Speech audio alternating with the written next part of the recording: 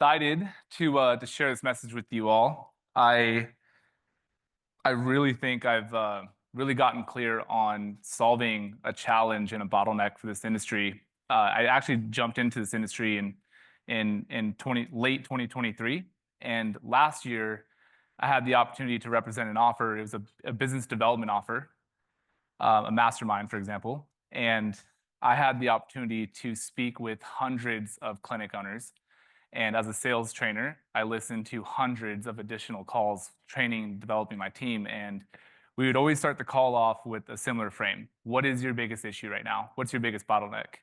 And most 95% of clinic owners would have the same response, which was, I have a tough time bringing people into my clinic. Can anyone relate? Like the biggest issue right now, the issue you want to solve is I need people coming into the door. So we'd bring them into this business development program, and that gave me a chance to sit alongside clinic owners like yourself, jam with them, workshop with them. And I started to realize that clinic owners were investing tens of thousands of dollars in different ad agencies.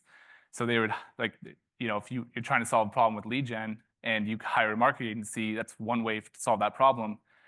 And so they'd spend tens of thousands with an ad agency. They'd set up a lead gen system, and it just wasn't converting. They weren't having people coming into the clinic. Can all of you relate to this all? Okay, I'm seeing some head nods. Awesome. Then, so they let them go. They fire them. They hire another ad agency. Same thing.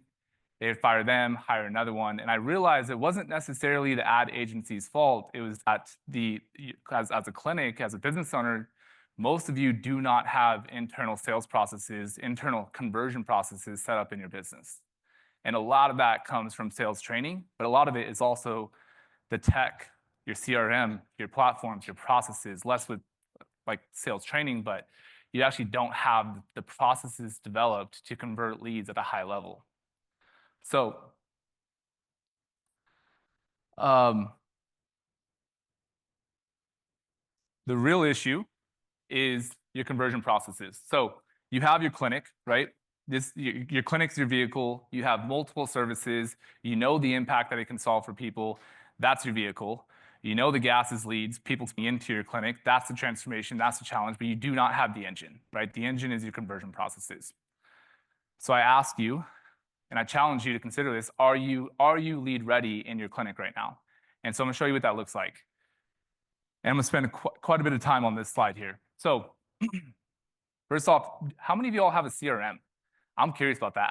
There's probably 100 people in this room right now. How many people have a CRM? How many of you have an EMR? Everybody, right. So one of the biggest challenges that I have seen and experienced as I'm starting to coach clinics and consult with clinics is that most clinic owners are using EMRs as a CRM.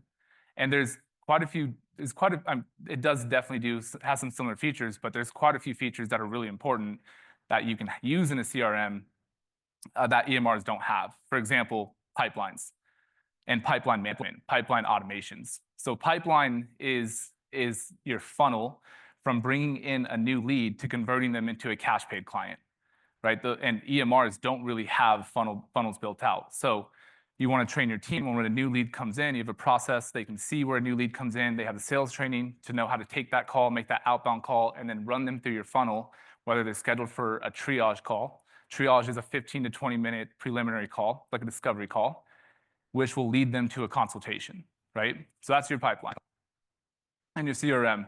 Also with the CRM, you can build out landing pages and funnels. You can build all of that out internally in your CRM. And that's also where you connect all of your lead gen systems so whether it's people opting into your website, whether it's SEO, whether it's landing pages, whether it's paid ad, Google ads, you connect all your lead gen systems to your CRM, which connects to your funnels, which connects to your pipelines, and that's where your team will follow up with them and convert. So CRM is super important. I would say your CRM is the foundation of your sales and conversion process. Inbound and outbound call scripts, and this sales scripts in general. I'm gonna do some sales training here, y'all. I'm gonna do some sales training, and let me tell you, too, I have trained hundreds, maybe thousands of reps at this point, and it's the people that love sales training the most are high value sales reps. Like they love it. They're hungry for new content. I've trained hundreds of new reps that have never had sales conversations, and they're open to it. They've never done it, but they're at least open to it. It's a whole nother world to train individuals that hate sales, quote unquote, hate sales. And yeah, and so I'm experiencing that recently. And I get it. A lot of you came from a medical background. You didn't grow up in a marketing sales background. You weren't open to that type of sales training, that type of environment. And so I want to invite you into really, I guess, the concept of sales and help you understand where sales comes from. The way I view sales is influence, right? And you can definitely go wrong with sales. There can be lack of integrity.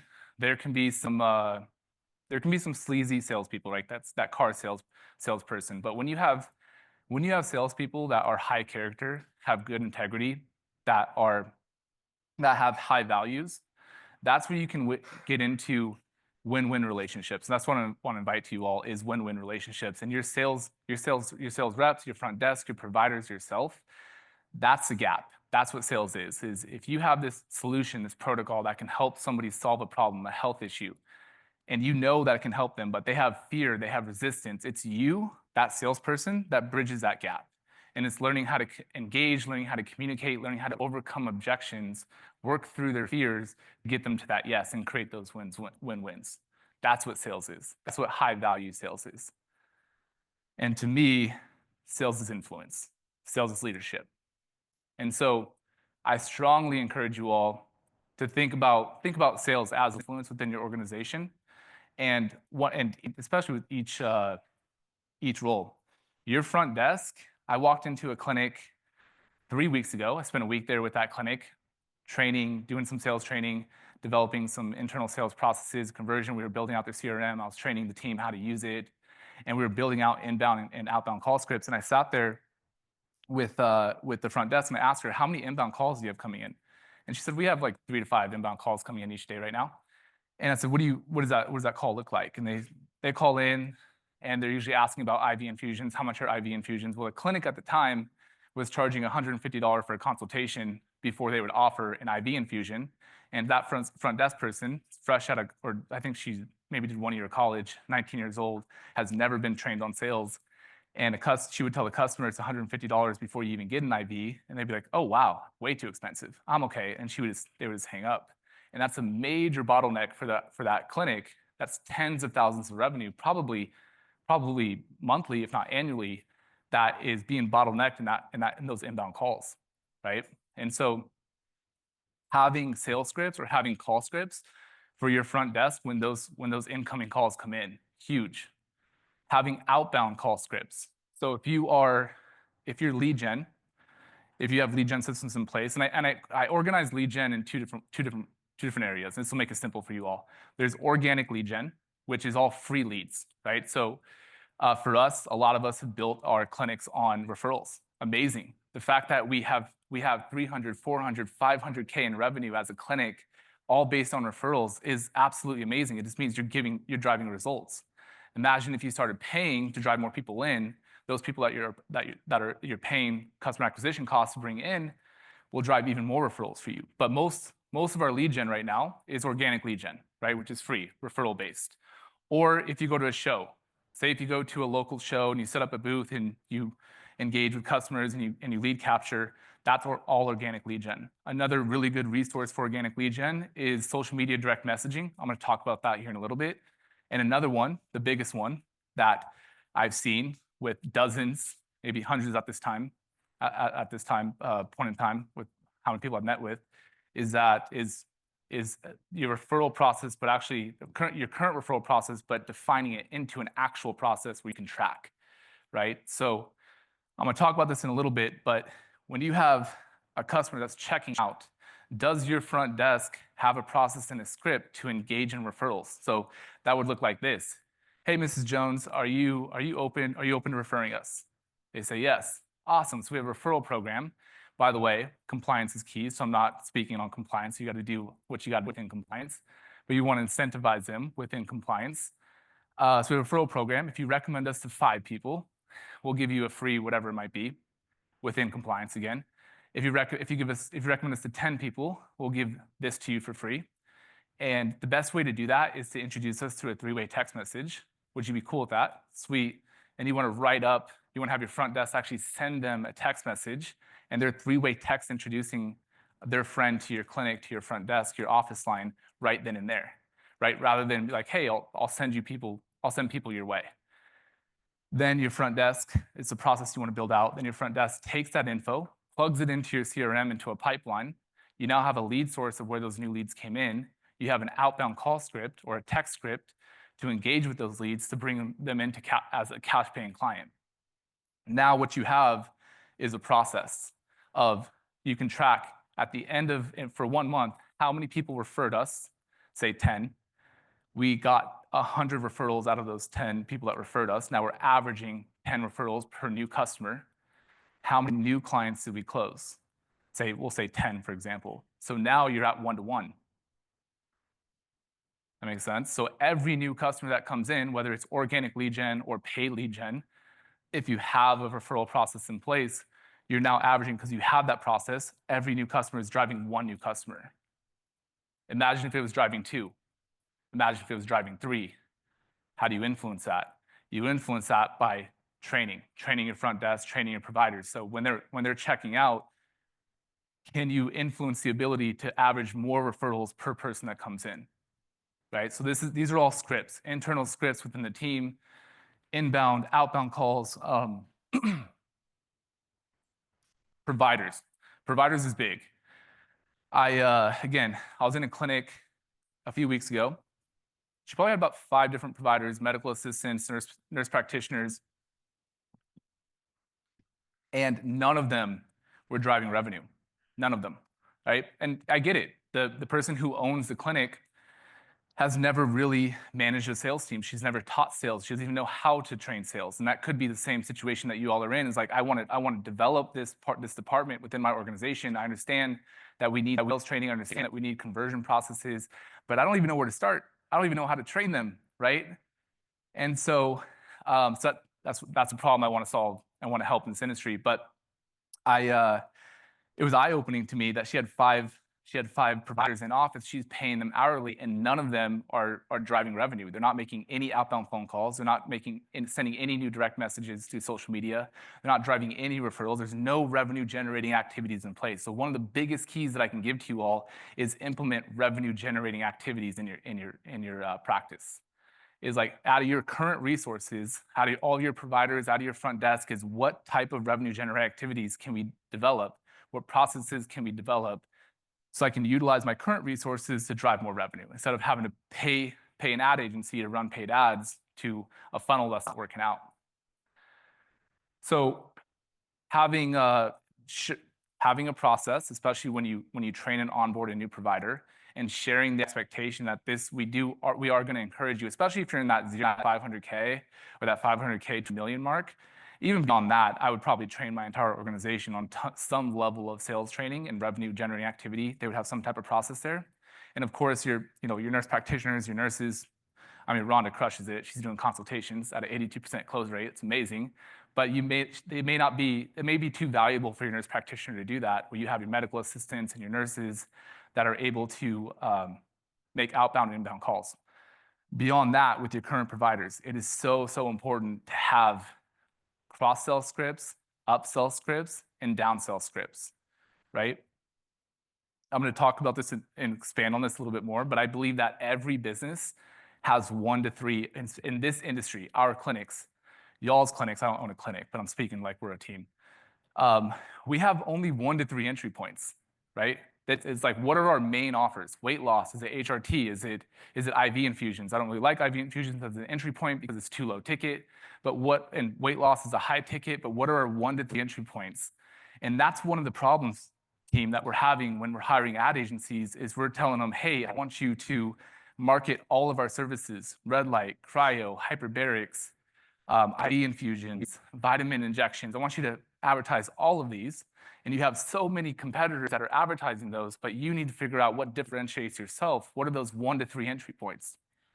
Then once you have those 1 to 3 entry points, And they come in, we have customer segmentation, and your team you have internal sales processes in place. Your front desk knows how to engage with them. And then we can then upsell them into a different program. We can then cross-sell them into a different service, or we can downsell them into a different offer. So downsell would look like, say if we're bringing them into a weight loss program and it's $1,800 over 16 weeks. Great. Well, after that 16 weeks, what's the offer we sell them into, and who processes that? Who's the one what's the process for that? Who's the one that's doing that call or having that conversation?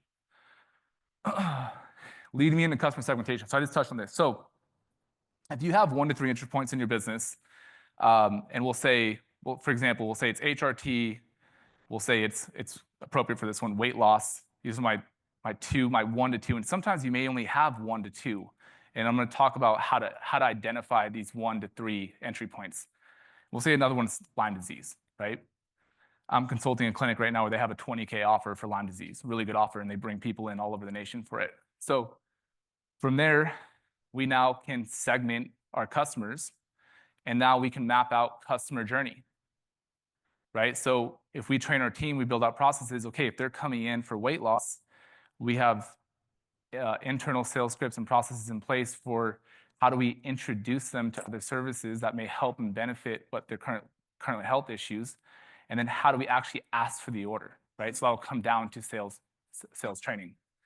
So customer segmentation and customer journey is such an important piece of what we're doing. And team, part of this too is, I'm realizing as well that a lot of clinics are really modeling an insurance-based practice, right? They're modeling what a chiropractor can do or a physical therapist can do. And the benefit that we don't have that they have is they're backed by insurance. So if you don't have insurance-based services and you only have cash-based services, you're missing out on mass marketing from those insurance firms that are driving people into that clinic. We're all cash-based services. And ideally and essentially, we are marketing and sales companies. And that's been a big issue for this industry, is that we don't have the knowledge to be able to train and develop the marketing and sales department in our organization, which is why we only generate new business through organic lead gen referrals. And because we're delivering results, we're able to survive, right? But imagine building and developing $1 million clinics, $2 million, $3 million, $5 million clinics, and then going to new. Whenever it comes to growth, I like to focus in these 3 areas. And I get this concept from Alex Hormozi. I love Hormozi. Anyone Hormozi fans in here? There we go. Another tip I could give to you is follow Alex Hormozi. When it comes to growth, you want to focus on more. And that's a big issue we have right now, is we're just not doing enough phone calls, enough outbound phone calls. We're not generating enough inbound phone calls. We're not texting enough, right? So if you look at your current revenue problems or revenue challenges, and it's like, how do we drive revenue? We just need to do more. The first thing you do is you focus on more. How do we generate more phone calls? How do we generate more conversations? Next, and also with more, it's not just text and phone calls, also emails and social media direct messages. After more, you focus on better. Like now that our call volume is up, now that our call per head is up, now that we're having these conversations, now that we're getting more referrals, how do we do better? How do we average more referrals per new customer? How do we increase our closing rate? How do we go from our call to triage schedule? How do we go from our call to consult scheduled? How do we go from our call to close rate? What's our consult schedule rate to closing ratio? How do we get better? After better, then you do new, right? You've grown your practice. You've optimized it, you've done the best you could. Then what do we do? What do we do next? Do we open a second location? Do we franchise? Do we, whatever that else might be, right? So more, better, new. Let me touch on and give you some actual sales frameworks. So this is a sales frameworks. I've been teaching sales for 10 years. And anybody know Cutco kitchen knives at all? Heck yeah. So story for you all, I actually came from Cutco. Yeah. In 2014, I broke the record for most you can sell in a year, and then I broke the record for fastest to $1 million in sales. So I was doing the going in person, in home, doing doing demonstrations, and then I would go do trade shows. I've worked hundreds of trade shows, and then I actually turn it into a business gift, and I go speak in front of hundreds of people and pitch it as a business gift idea, and we'll brand it with your logo. And so it took me about 2.5 years to sell $1 million, and then I jumped into management in a whole nother world. In fact, this is actually a great learning piece I didn't even plan to bring up for you all.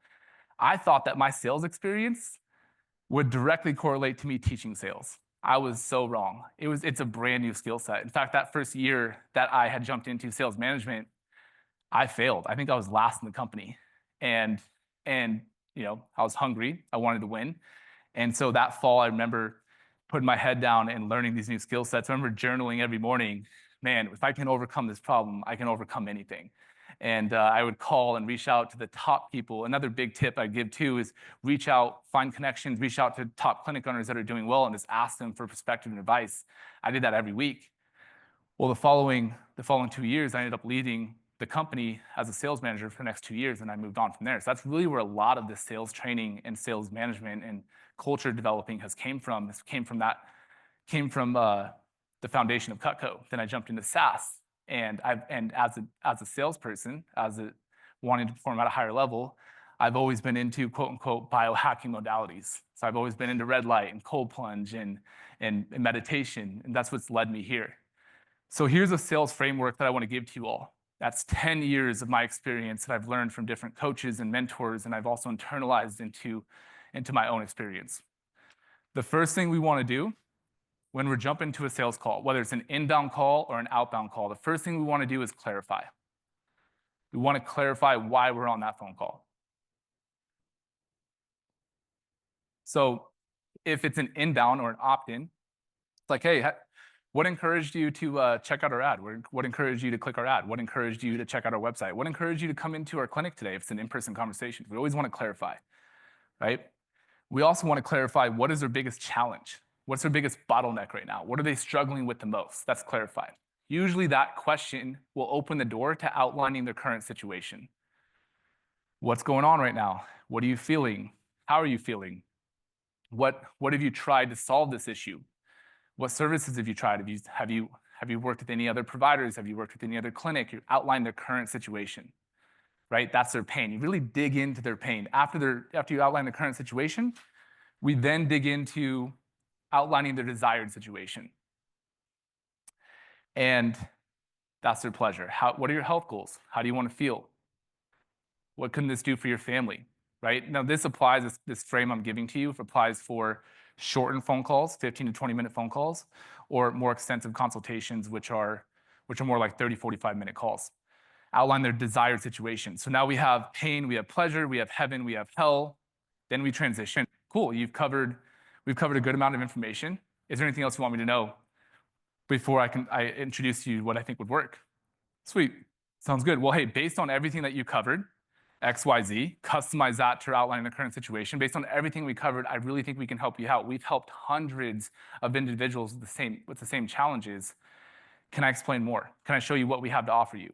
If they say yes, then now they've given us permission to show them our offers, whatever that offer might be. And you want to personalize that offer. It's not going to be the same every time, right? They might come in for HRT, but it's like, hey, but based on everything you've told me, I really think this could benefit you better. And then you explain the offer. And that offer, when you're building out your sales frameworks and sales scripts, that offer is really based on 3 pillars. There's 3 main pillars from what you took from their current situation that you want to when you explain your offer as to why that offer will benefit them. And then you temperature check commitment. Do you feel like this could benefit you? If they say yes, then we go over pricing and we ask for the sale. So the last thing we do, team, is we ask for the sale. It's the most important part, is ask for the sale. The best sales reps, and I know I understand what our view might be on sales, but the best sales reps ask for the order the most. They have the ability to engage. They understand the psychology. They can read the physiology of that customer in front of them. They can hear the tone of voice over the phone. They have the ability to overcome objections, overcome fear, and ask for that sale most often, right? So here's how you overcome objections and resistance. And again, I'm going to take this from Hormozi. I used to teach this different. This is just more like, I would say, just more compressed version of what I used to teach. So if someone says, oh, that's too much money, right? This is an objection handler that you can work with. The first thing you want to do is associate. Oh, sorry, first thing you want to do is acknowledge. Completely understand, totally get why you're feeling that way. Then you want to associate whatever objection they've had and move them to buying behavior, right? So most customers that have felt that it is too much money, they'll come in and check it out. So I can invite you for a clinic day. They'll come in and check it out, and they'll see why we actually price out our IV infusions the way they do. We're a lot different than any other clinics. Are you open to that? Ask again. So these 3 frames: acknowledge, associate, ask again. Okay. So I just want to plant the seeds there. This type of training, and I'm giving you all, it's a bit robust. I just want to plant the seeds. All right, now that you have internal sales processes, I didn't even touch on emails and all of that. That's also another good organic lead generation system. But now you have conversion processes, you have the tech, you have the systems, your team is trained on sales. We now want to focus on, we're lead ready. If you want to invest in paid ads, you want to invest in Google ads, we're now lead ready. And here's what I'm finding, y'all, is that most clinics are marketing 10, 15, 19 different services, right? And that's been an issue. So when they're hiring an ad agency to run ads for them, and they're competing with other organizations or other clinics in the area that have better or lower cost for these services or offers, they're losing them. So what differentiates you? What makes you different from your competitors? What makes you different from your market? What are your 1 to 3 entry points? Here's how you figure this out. Okay, I think Lindsay talked about this. I wasn't in here for Lindsay's full talk, but what we want to figure out is we figure this out by figuring out your LTV to CAC. And your LTV is lifetime value of your customers. But in this industry, we can't just do lifetime value. It has to be lifetime gross profit. So LTGP. And if you could write this down or type it out, LTGP, that's lifetime gross profit. You want to figure out your lifetime gross profit. And you do that by taking, for example, we'll take Q1, right? We just wrapped up Q1. We'll take Q1. How much total revenue did I get in Q1?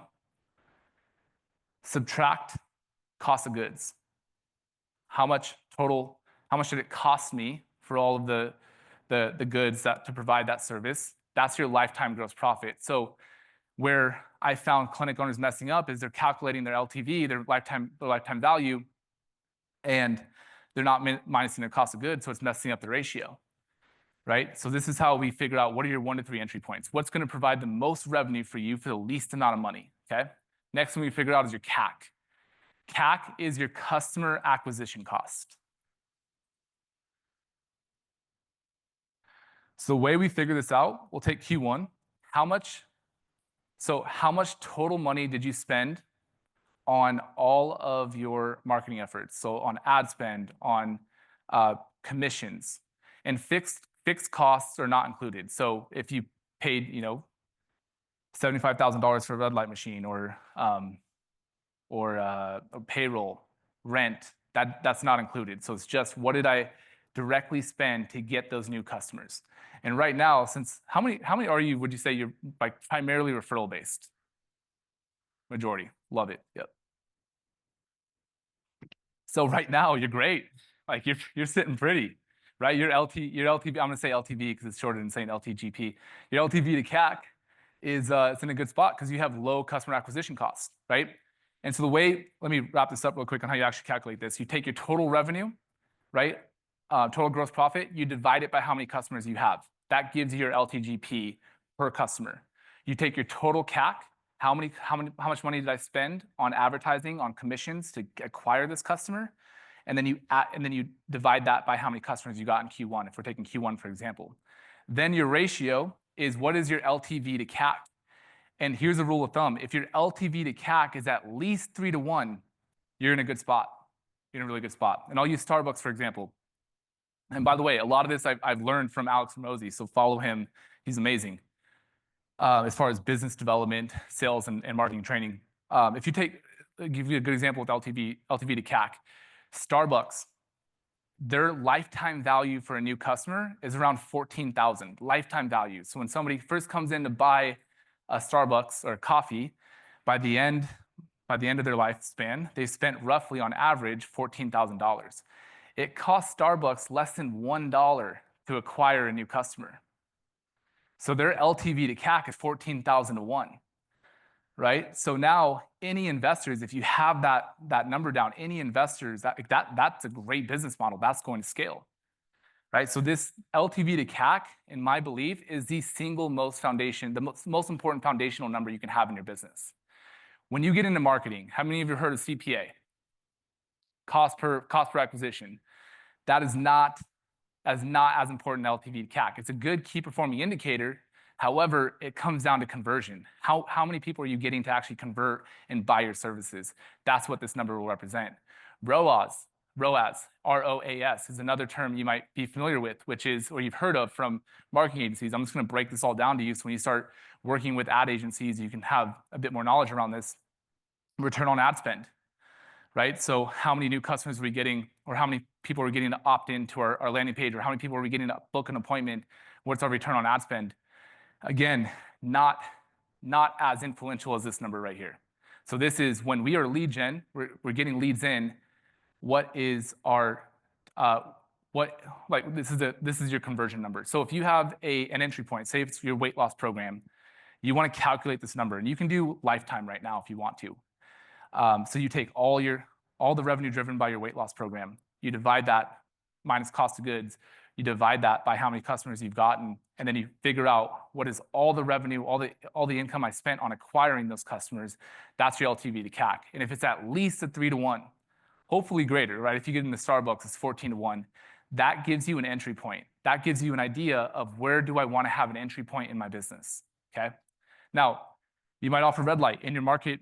Red light therapy might be great. IV infusions might be it for you. Lyme disease protocols, cancer protocols, HRT might be it for you, right?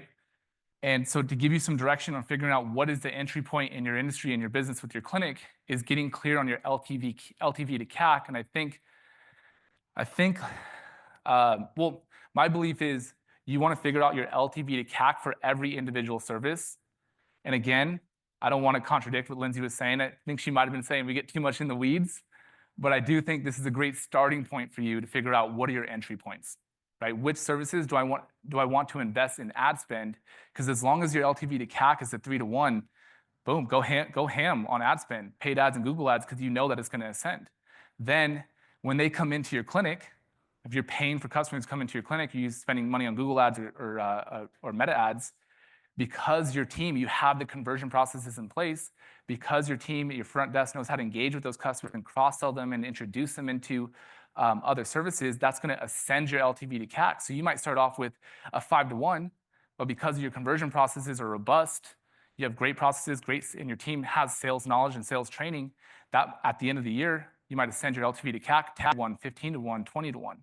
And that's a scalable business. And if you show that in front of an investor or you show that to a partner, that's what people want to invest into.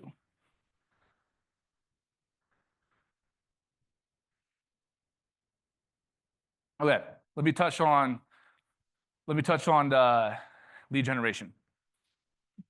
I can help out here with a little bit of lead generation. So organic lead generation, like I mentioned, is free lead generation, right? Referrals. Another really good program that I'm starting to work with clinics on right now is direct messaging. So I want to give you all actionable, like what are next steps I can take starting tomorrow, starting tonight. I want to give that to you all. It was really tedious to do in a slide, so I apologize. It's not in a slide right now. I'm gonna have to explain and talk to you about it. But I will, if you all email me, I have I'll give you my email at the end of this. I have a Google Drive folder where I'm building out all these frameworks. I'll give it to you, how-to videos, and explain it as well. A really good organic lead gen system for you all right now to save you money so you don't have to pay for it is direct messaging on social media. It's absolutely major. It's so what it is, here's what you do. It's simple. You can train your front desk on this. You can train providers on this. I'd probably have multiple providers doing this for you, but you would have them, so from from your Instagram social media account, your business social media account, you actually have your front desk following. So you want to find you want to find Instagram accounts, and whoever's following those Instagram accounts are great avatars. Avatars are ideal customer prospects. Those are great avatars, would be good customers for us. Then from your business account, you follow them. So you just follow them. Then when they follow back, then you want to message them. Because if you message them before they follow you back, it goes into the request box. It doesn't go into their primary folder. Right? This is something you can easily train and give to your front desk. So when you follow them, they follow you back. You want to have a message script and process built out so your team knows how to respond to them. But the whole goal of that is to lead them to a sales call. You want to ask if they're open to jumping on a call. And you do that by taking their info, asking for their first name, last name, email, phone number, plug them into your CRM, and then you have a team member actually reach out to them for an outbound call, introduce your services. They would have some sales training and framework on that call to bring them in for a consultation. That's one easy, really good lead gen system. And what I've learned from Karina, who I'm recently working with right now on social media, is really personalizing those messages. So before you go and send them a message after they follow you back, is going to check out their page and personalizing those first messages.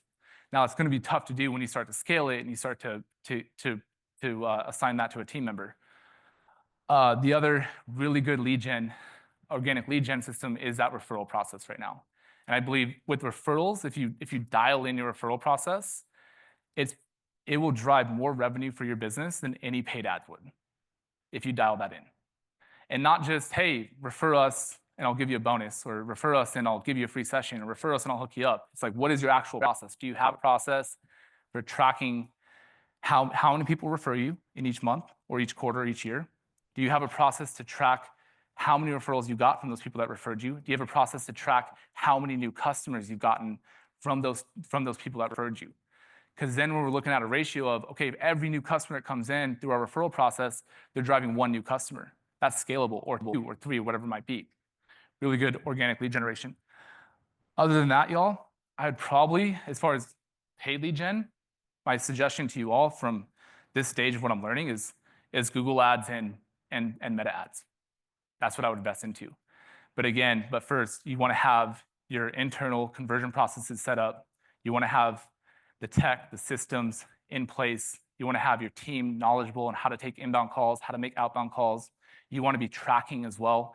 That's the other thing I didn't mention on this earlier slide is it's really important to have tracking systems for all of this. And again, when I give you this Google Drive, I'll give you templates for end-of-day reports. So at the end of each day, you want to have your providers in your front desk submitting a report. I use Slack, and I have different Slack channels in my Slack where my team reports how many phone calls they made in a day, how many live calls they had in a day, how many triages did they schedule, how many consultations did they schedule, how much new revenue was generated over the phone. And then my assistants will take those numbers and plug them into a spreadsheet so I can track over time what's my call to new customer rate, what's my call to consult schedule rate, what's my call to triage schedule rate, what's my call to answer rate,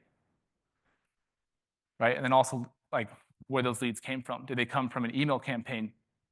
Did they come from referrals? Did they come from social media direct messaging? So then we know do we develop out that program? Do we need to also improve the program? So if you have a team member that's struggling, say the expectation is 50 phone calls a day, and you're not tracking it, then you don't have an idea of where to help that team member develop and train to improve results. So if the expectation is 50 phone calls a day, and you're not having end-of-day reports or any type of system to track their performance, then it's gonna be tough to acknowledge that challenge or issue in your problem so you can help them. So if I have a team member, like for us, it's 3-digit call days, right? As a sales organization, as a sales leader, I drive 3-digit call days, 100 phone calls a day.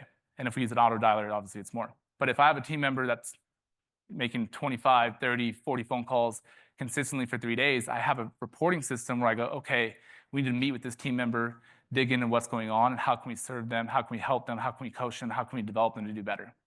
So it's super important to have those tracking systems in place.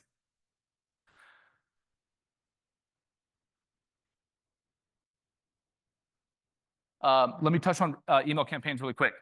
So another benefit that CRM can do for you all is you can actually send out emails from, I know you can use from some EMRs as well, but I'm realizing that a lot of us are not sending out emails right now consistently. And the way we want to send out emails is we want to have customer segmentation, and we want to tailor our emails depending on what services they came in for. And we can tailor that content to introduce them to new services as well, right? So I strongly recommend a monthly newsletter. Strongly recommend that. Build a newsletter campaign that matches your brand. You can send this out from your CRM consistently. I like to use Go High Level. I've used HubSpot as well. HubSpot's amazing. But yeah, Go High Level is one I currently use. I also strongly recommend a text campaign at least once a month. I'd actually would say keep it once a month, because texts, if you get them over and over, it can be pretty, you get it, pretty aggressive, and people opt out. And then once they opt out, you can't reach out to them again. So I recommend at least one text a month with a new special.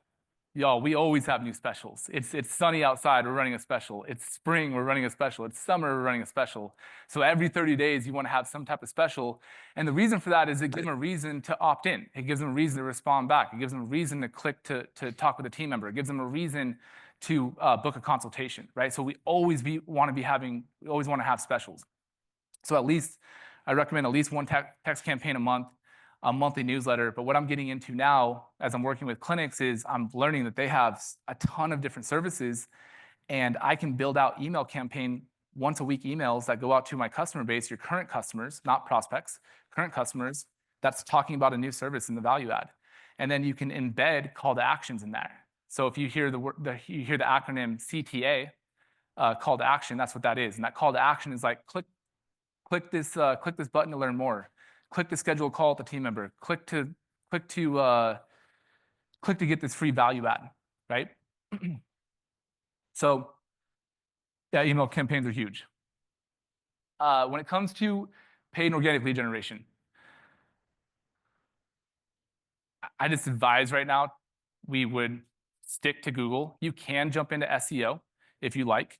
I prefer to actually just run Google ads, and then you're paying Google directly. Because if you go to Google your clinic in the local area, I don't know if you've done that, if you Google your clinic, if you notice, all the ones that pop up first are all the sponsored, right? Those are your Google ads. So instead of investing in SEO, especially if you want to be resourceful and keep costs down, just invest in Google ads. It'll put you at the top. But again, remember, you need to have the conversion processes in place.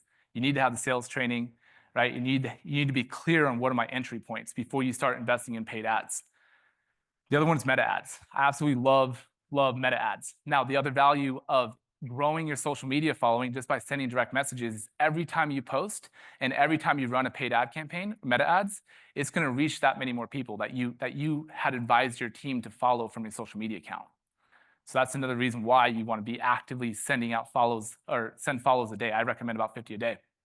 Let me give some quick perspective on paid ads and funnels. And this is what you can do with your CRM with Go High Level. It is what we've actually done for Lindsay. And again, I can't show an example here, but I will give you that Google Drive that will have all this. So if you run a paid ad, you have creatives, right? You have three parts of creatives that you want to generate when it comes to meta ads. And I'm explaining this to you all, so when you start to meet with ad agencies, you're a bit more knowledgeable on what you're looking for. You have hooks, which is the reason that has them listen to your ad. You have the offer, the angle, which is what you do, what you can give to them. And then you have CTAs, call to actions. That's the three foundations of a meta ad. And you can film all of those individually and then plug and play to see which one works for you, right? So when you're working with the ad agency and they're building out meta ads for you, they're building out these funnels for you, it's important for you to know these things so you can let them know what you're looking for. Hooks, angles, offers is the same thing, call to actions, right? Your creatives will give you view traffic. If you build out a good landing page, and a landing page is just to get them to click, get them to opt in. Opt in is, I'm interested in learning more, right? So you funnel them to a landing page, and that landing page is simple. Captions are bigger. It's not a website. A website has multiple pages. A landing page is just like, hey, the whole purpose of this is to capture their info. All I'm trying to do is capture their info. So if they don't convert to booking an appointment with us, if they don't convert directly online for a session with us, we now have their info in a pipeline that our team can now reach out to because they have the processes and training in place. So that first landing page, we funnel them to a landing page, and you need to give an incentive there, right? So they'll click, and the incentive is something like what we did for Lindsay was they get a 5-day Kickstart plan for weight loss. So it's like, hey, click this button, you get a 5-day Kickstart plan for weight loss. They plug in their info, name, number, email, phone number. They click submit. That funnels to a stage in your pipeline, so now your team can follow up with them. And then it goes to a booking page. You'll have some people that just directly online book, and inbound triage is what we call it, and they meet with a team member for 15 to 20 minutes and they book a consultation. Or if they didn't, they just put in their info, so now you have their info. They put their info so they can just get that 5-day Kickstart plan, right? You at least have their info now you can reach out to them. So I just want to give you some ideas on some funnels that are actually working. So how to set up some lead gen systems, how to set up some meta ads that will actually work and convert for your organization. And I haven't even jumped into AI voice bots, and I won't, because it's a big market right now. I would encourage you to invest in learning about AI voice bots. You can actually have them take inbound calls for you. AI bots right now are really good for inbound calls right now. You can also buy lists and activate an AI voice bot to qualify those lists for you. Again, you want to tie that into your CRM. I would say that's another paid lead gen system. But I would definitely invest in that. So I want to wrap up with this, and then we can jump into some QA if you all would like. The major problem I'm seeing that I have seen over this last year, meeting with hundreds of clinic owners, and I'm now starting to dig in and go into their clinic and really start to train their team and build out their processes, is that most clinics just do not have those internal sales processes and conversion processes in place. And what that looks like is your CRM, right? Having the right tech in place. You don't have processes in place. Processes are like standard operating procedures. And I'm also seeing there's not any sales training. And I would strongly recommend meeting with your front desk and training and building out processes for them to take inbound calls and outbound calls, also tracking that performance, and then also developing your providers and sharing that expectation of like, hey, we're a newer business right now. We're at this stage in our business. It's really important for everyone to drive revenue right now. Pick 1 to 3 scalable offers, your 1 to 3 entry points. Then you can start running paid ads. And I believe the issue has been we don't have these first 2 in place. And so we're hiring ad agencies, and we don't know how to explain to ad agencies what we're looking for. And ad agencies this is a newer market. They don't know how to build out landing pages and funnels for our avatar. And that's the issue that's going on right now. And so in the meantime, before you build all that out, you can start with social media. You can start with building out a referral process. And then you can start calculating your LTV to CAC ratios to figure out what are your 1 to 3 entry points in your business. And again, here, if you want to send me an email, a lot of what I'm doing here, the plan is to build out a course for you all to have easy access to this information. Because I'm not sure if anyone's really teaching this right now in our vertical. But if you email me, I will give you access to a Google Drive folder that will have sales scripts, sales framework. It'll have cross-sell scripts, cross-sell frameworks, upsells, downsells. It'll have how-to videos on how to use the CRM, how to build out a pipeline, how to generate email campaigns, how to actually already have it processed out, which is a referral program. Same with the social media direct messaging program. But if you want to send me an email, happily, I'll give you access to that Google Drive folder. Thank you all.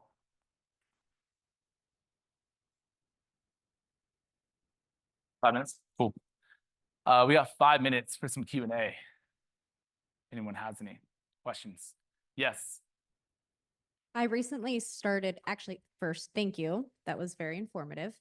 I recently did my sponsored ads through Google, but I'm not getting any traction. How long? I know it takes some time for that, to generate, but how long would you say that would take? How long ago did you launch them? 2 months. 2 months, yeah. You definitely want to start seeing some revenue from that, and so you're looking for view traffic. View traffic should result in opt-ins. So you want to have some type of lead capture system, and it also comes down to your funnel too. So if you're running an ad directly to your website for an online booking link, that's a challenge with most funnels. Is just there's too many steps. So if you simplify those steps and you have parts in there for lead capture. That's what, like I mentioned with Lindsay. So we're running an ad directly to a landing page, which on that landing page is like, click this button, fill out your information here, you get this. Then it goes to a booking page. It depends on your funnel. If you're leading them to a website, there may be too much that's distracting them from opting in or directly converting. So opt-ins is lead capture. So just getting their info. And if you don't have that in place, then your LTV to CAC is going to be off, because it's going to be worse, because you're spending money on the Google ads. You're not even capturing info. You're just expecting them to book with you and come in. And I'm seeing that often. So is that, can I ask a quick follow-up question? Is that your current funnel? Are they directly going to a website? Yeah. So it's the fact that your website is not a landing page. Your website has multiple pages. It's more for information. It's not designed to get them to, it's not a funnel. So that's what those funnels are. It's get them to convert, opt in and convert. Convert is they actually book a meeting with you, or they buy a service online directly from you. By the way, another rule of thumb, over 1,000, if your service is over 1,000, like weight loss programs are, for 16 weeks or 24 weeks, that needs to be sales driven. Like that needs to be on the phone call or having a meeting with a practitioner for a consultation and convert it through sales, an actual conversation. If it's under 1,000, it should be online direct conversion. Yes. For me, this gentleman here asked, what are your top 3 recommendations for CRMs? For this industry, I give you 2 that I've used, which is Go High Level, GHL. So you might hear GHL, and then also HubSpot. I haven't used HubSpot for this industry, but I've used HubSpot in the past, especially in SaaS, big in SaaS, very robust. But I think for us, Go High Level is a good place to start.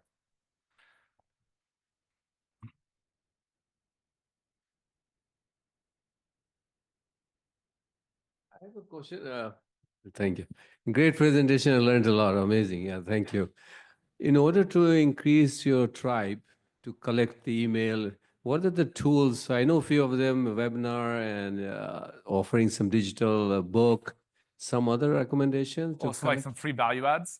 Yeah. Is what you're asking for? Yeah, to get the emails to improve your tribe, to have a bigger audience.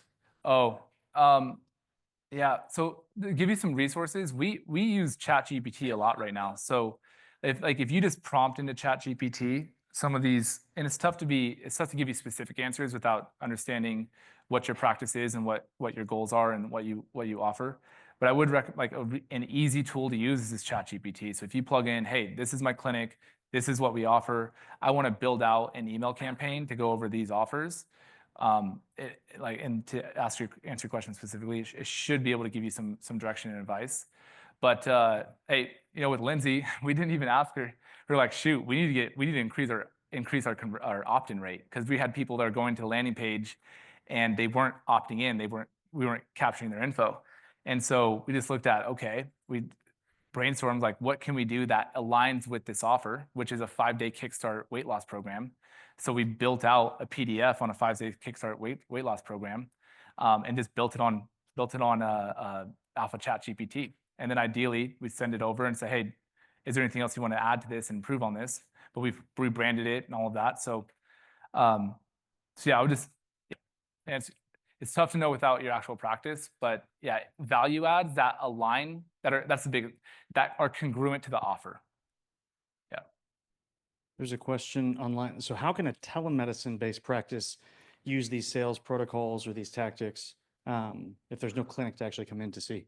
Yeah, you can use pretty much everything except besides you don't have the person-to-person engagement, but all of the I would say telemedicine, you can use probably 80-90% of it. The only thing you cannot use is the engagement and the cross sells and downsells and upsells when they come into the clinic. But yeah, if you're running paid ads, if you're investing in ad spend, you can still develop a funnel, even if it's telemedicine, have a CRM, or you can have train a team member remotely. By the way, my entire team, all my sales, we're all remote. We have no physical location. So all of this can be done as a telemedicine practice as well, even mobile. I'd assume as well, if it's telemed online, they're probably not going to be packages that are over $1,000 for the most Yep. part either. They're Yep. probably going to be less than. And if it's less, then I would recommend in focusing your efforts on direct online conversions, and then it would be less sales calls. But if you can, definitely include some type of lead capture in there. So if you're not getting conversions, then you can jump on the phone in the meantime, so you can jump on the phone and convert directly. But if it's under 1,000 with telemed, they should be direct online conversions. So you got to look at that funnel. One more here. I've heard that SEO is dying due to AI. That being said, I am being told to make press release and to put them into ChatGPT as a form to be found on ChatGPT, which is now the primary way people search for best clinics. Yeah, I've heard ChatGPT is becoming, they're running pretty much paid ads now. I'm not too familiar with it. But again, to get around that, and this could be why I have this feeling right now where it's best to just run Google ads instead of investing in SEO. But I would also make sure you're tracking, because there's been some clinics that are investing in SEO right now and they are getting results. So as long as you're getting good results, keep investing in it. If you're not, that could be an issue what's going on in your market. Did you have a question up front? Anyone else? Questions? No? Right behind you, Adam. How critical do you feel it is to have the ability to book online for your customers? And the background is we are a medical clinic that is growing an aesthetic wellness component. And we have we're using the same EMR on both sides, and it works great for the medical side. But we aren't able to do that book online. And then you talk about the landing page, and then they just go to our website when they click on these, Facebook posts and whatnot. And are we losing something there? Or how would you recommend we? So you currently navigate have that? them going to your website. So Right. in one department, it's working really well, and another one it's not. Right. So then I would look at simplifying your funnel and including a step in there to lead capture. And then where do you funnel those leads? So lead capture is getting their info. So then you look at, once you get their info, then you want to build a process where either you or someone on your team is doing an outbound call to them and directly converting them. And that should give you some time to work on that funnel for direct online conversion. And it could be your offer too. It could be your offer is too expensive for them to make a decision without talking to somebody. They have too many questions. So it could be the offer, it could be the funnel. But I would definitely recommend to start with is simplifying the funnel, implement some type of lead capture so you can have a list of people, call them, figure out what that issue is, and then you can work on that on the overall funnel if you want direct online conversion. Yeah. Just to follow up on that question. So I think part of what she was getting at was not having Book Now. Is that going to really negatively impact conversion? Like, are certain people out there just looking to be able to book online? And are we losing those people by not having that? Well, what you do first, and this is why I wish I could show it here on the slide, but you just add in a step just to say plug in your info, and then it directs them directly to a booking page.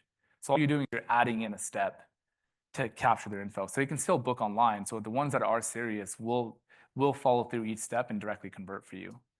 So you still send them to a booking page. Does that answer your question? Oh, you don't? Okay. If you don't have, how critical is it to have Book Online? Like when you're looking at your lead. For me, Yes. I'm lead capture first. Like I want to lead capture. I want to call them and convert them. And then I would say booking online is a luxury. Yeah.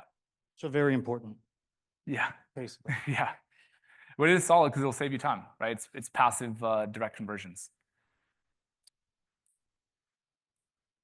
How do you navigate conversations around, because you talked about scripting, how do you navigate the conversations around insurance coverage for products such as semaglutide when patients are asking? That's interesting. I'm not sure. It'd be more personal. We'd have to dig in, but I would, yeah, we'd have to dig in. It'd be tough to answer that question because I haven't worked with a lot of clinics that have insurance-backed services. So, My advice would just don't work with insurance companies. yeah. That's me. But you can also, through lead conversion, ask pointed questions to help them navigate when they get on the fall, like whether or not they have insurance, don't have insurance, or Yeah. well, they're willing to pay Well, out of and pocket. that's the outline current situation stage. So So again, that's just a template. Clarify, outline current situation, outline desired situation, transition, offer, check commitment, and close. So that's just a framework that you may personalize and tailor. And so if you are working with avatars that have insurance, and you have services that are insurance-based, you probably have to customize your outline current situation. Somebody says they have a quiz in their ads. That's interesting. I want them to Oh, sweet. elaborate online. Yeah. Yeah. You mentioned Go High Level and having a bunch of different funnels. Do you have some of those templates in that Google Drive that you mentioned, or is Yeah. that some, okay, Yeah, I do. Yeah. I will add more. There's not very many now, but yes, we do.